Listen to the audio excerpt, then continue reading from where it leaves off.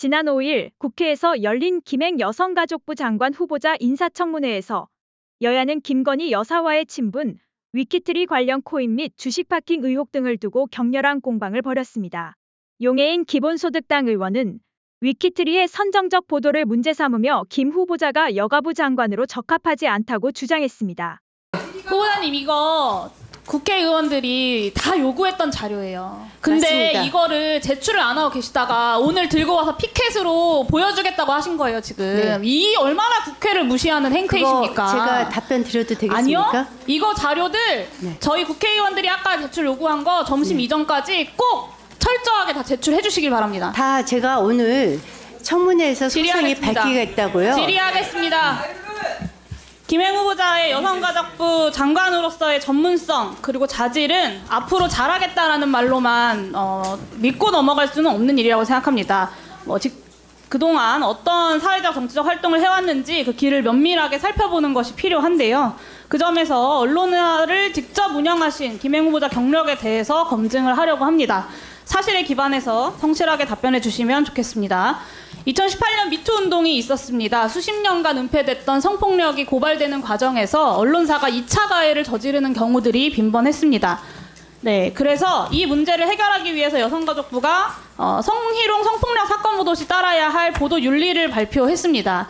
언론사에 몸담고 계신 데다가 양평원장 공직 경험까지 있는 후보자께서 잘 알고 계실 텐데요. 이 화면에 나온 내용들 다 동의하시죠? 질의를 안 듣고 계시니까 지금 네, 이것도 동의합니다. 답변을 못 하시는 거예요. 아니요, 질의를 좀 동의합니다. 들으세요. 네네. 후보자께서 사전 답변으로 성범죄에 대한 잘못된 사회 통념이 언론 보도를 통해서 확산되지 않도록 유의해야 한다고도 답변을 하셨습니다. 맞죠? 네. 네, 동일한 취지로 수립된 게 한국기자협회의 성폭력 범죄 보도 세부 권고 기준입니다. 화면에 나온 내용들 동의하시죠? 네. 네. 그리고 마지막으로 한국기자협회 인권보도준칙을 보겠습니다. 성평등한 언론을 위해서 이 보도준칙이 필요하다는데, 이 원칙이 필요하다는데 동의하십니까? 네, 동의합니다. 네, 한 언론사의 수장으로서 이 원칙들 다 지켜가면서 언론사 운영하셨습니까? 그것에 대해서 제가 말씀드리겠습니다. 원칙들 저 원칙을 지켜가면서 지키려고 운영하셨냐고요? 정말 노력 많이 했습니다. 노력을 많이 하셨다. 원칙을 지키고자 노력했던 결과가 이렇다면 저는 여성가족부 장관 될 자격 없다고 생각합니다. 하나하나 보여드리겠습니다. 네. 싫어요 207번 외쳤으나 제자에게 몹쓸 짓한 60대 교수. 30대 남성 집들이 한후 정말 파렴치한 짓 저질렀다. 몹쓸 짓, 파렴치한 짓 같은 표현으로 가해 행위의 심각성을 축소하는 잘못된 보도입니다. 자, 그 썸네일 보이세요? 네. 네, 후보자님 딴 거 하지 마시고 좀 질의에 집중 좀 해주세요. 피해자에 대한 편견을 강화하고 모욕감을 안길 수 있는 아주 악의적인 이미지들만 골라 쓰셨습니다. 다음 페이지 넘겨주세요. 네, 소속사가 여자 연습생에게 속바지 벗고 사진 보내라. 연인이 성관계 거부하자 목에 베개 밟아놓고 밟아서 기절시켰다. XX 빠는 거 아니야. 여자 동기들 집단 성희롱한 남자 생도들. 네, 한국기자협회에서 지적했던 불필요한 성적 상상을 유발하는 사례의 전형입니다. 기사 제목부터 내용까지 피해자들을 성적 대상으로 삼는 비윤리적인 묘사가 아주 가득합니다. 그리고 네, 파주 택시기사 사례범. 피해자가 놀랍게도 이 직업이었다. 피해자의 직업이 범죄의 원인이 된 것처럼 보도를 하면서 가십거리 삼는 전형적인 2차 가해 보도입니다. 서울 지하철 조심해야 된다. 심지어 이 기사는요, 시정 조치 전에는 아가씨 다리 좀 벌려봐 라는 말이 저 기사 제목 앞에 들어가 있었어요. 성범죄를 자극적으로 묘사해놓고 피해자가 조심하면 성범죄를 피할 수 있다라는 인식을 명백하게 확산시키고 있는 2차 가해 보도입니다. 이 사례들만 놓고 이야기를 하면 뭐 침소봉대한다고 하실까봐 제가 여러 가지 사례들을 갖고 왔는데요. 위키트리의 성범죄 관련 보도가 대부분 다 이렇습니다. 2대1로 땡땡을 하자고 하반신 엉덩이에 비비며 신음하는 여성. 제가 정말요, 이 질의를 준비하면서 너무 혐오감이 들어가지고 입에 다 담지도 못하겠습니다. 이 보도들 대부분이요, 김행 후보자가 경영에 관여한 이후의 기사들입니다. 그리고 언중이의 시장 공고를 받았던 기사들이에요. 근데도 지금까지 위키트리 홈페이지에 남아 있습니다. 그 사건에 대한 보도만 문제가 아니라요, 여성 유명인에 대한 성적 특성만을 부각한 성희롱적 보도도 악질적으로 양산을 했습니다. 넘겨주세요. 역대급 노출이다. 눈 풀렸다. 갈 때까지 갔다. 오우야. 이게 위키트리가 여성을 대하는 태도였어요. 그리고 팩트체크 없이 각종 커뮤니티들의 논란 글들을 퍼다 나르면서 유명인에 대한 사이버 불링도 조장했습니다. 지난 몇 년 동안 가십성 기사와 성희롱 그리고 악성 댓글로 인해서 여성 유명인들의 죽음이 연달아 발생했음에도 불구하고 반성하는 모습이 없이 계속해서 이런 기사들을 양산했고, 누군가를 죽음으로 내몰면서까지 트래픽 수를 올리는 데에만 위키트리가 정신이 팔려 있었던 겁니다. 모 여성 유명인이 스스로 세상을 등진 이후에 나흘 동안 그 유명인 관련된 기사가 몇 건인지 아시나요? 73건입니다. 네. 생전에도 굉장히 집요한 가십성 보도로 그 고인을 괴롭혔거든요. 근데 사후에도 무분별한 기사화로 죽음마저 논란으로 만들었어요. 저는 황색 언론이라는 말이 고상하게 느껴질 지경입니다. 김행 후보자께서 이런 기사들로 돈을 버셨어요. 그러니까 혐오 장사로 주가를 79배를 급등시켜서 100억대의 주식 재벌이 되셨습니다. 돈을 벌기 위해서는 여성 인권이든 2차 피해든 크게 개의치 않는다. 트래픽 수만 올리면 성공한 기업이다. 이런 마인드로 회사를 운영하면서 차별과 혐오에 기생해서 100억이 넘는 자산을 증식을 시켜놓고 여성가족부라는 공직까지 맡겠다는 건 너무 욕심이 과하신 것 같습니다. 악질적인 성차별적인 2차 가해적 보도를 양산했던 언론사의 수장이 성폭력 피해자들을 보호하고 성차별적 문화를 개선해 나가야 하는 성평등 부처의 수장이 될 수 있다고 생각하시나요? 저는 이런 기사들 본 적 분명히 있으시죠? 네, 제가 이것과 관련해서 말씀을 드리면 저도 이제 사실은 이제 저희가 대표이사도 있고 편집국장도 있고 합니다.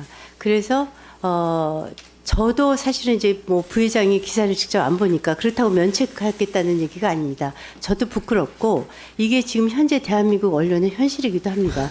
본인이 그 언론사의 대표세요. 저도 마찬가지고요. 본인이 그 언론사의 대표시고요. 부회장이 기사 하나하나를 보지 않는다 하더라도 언론사의 운영 기조와 방침이라는 게 있는 겁니다. 그래서 제가 언론사를 운영하신 거예요. 그래서 제가 말씀을 드리는데요. 부끄럽다고 이야기하시면 지금 그 자리에서 전 사퇴하셔야 된다고 생각합니다. 제가 말씀드리겠는데요. 사퇴하세요.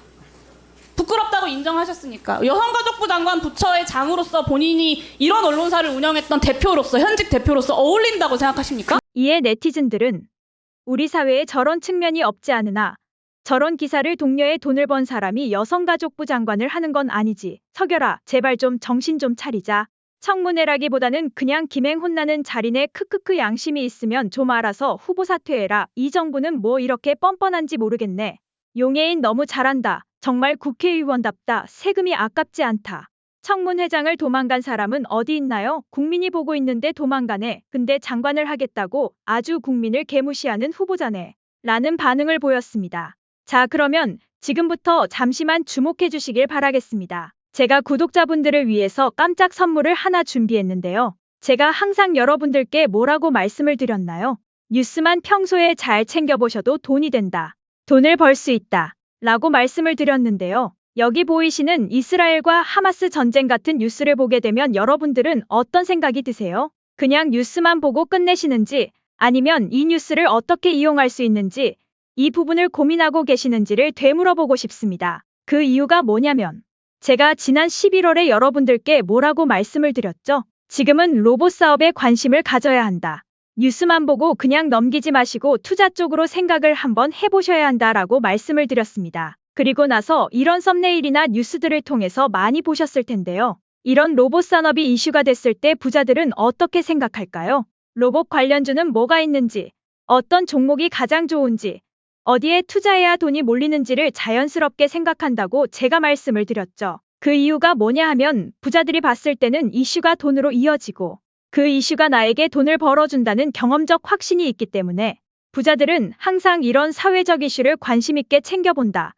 이렇게 제가 말씀을 드렸는데요. 이번에도 마찬가지입니다. 제가 지난번에 시청자분들과 함께하는 주식으로 수익 내기 이벤트를 진행을 했었는데요. 당연히 100% 무료로 진행을 했고 여기 보시면 아시겠지만 제가 지난번에도 저한테 로봇이라고 문자 남겨주셨던 모든 시청자분들께 이렇게 로봇 관련주 중에서 가장 급등할 확률이 높은 딱 한 종목, 많은 종목도 아니라 딱 두산 로보틱스 한 종목을 여러분들에게 추천드렸어요. 그러면서 여기 나와 있는 대로 정확히 얼마에 매수해야 하는지, 그리고 수익률이 어느 정도 나왔을 때 팔아야 하는지, 이런 부분들까지 여러분들에게 정확히 알려드렸었는데요. 이게 지금 실제로 어떻게 되었나요? 오른쪽을 보시면 아시겠지만 제가 11월 초에 문자로 이 두산 로보틱스를 소개해드리고 나서 실제로 한 달도 채 안 돼서 이렇게 주가가 3배 이상 급등이 나왔습니다. 그래서 당시에도 굉장히 많은 분들이 제가 드린 이 종목으로 수익을 내실 수가 있었을 텐데요.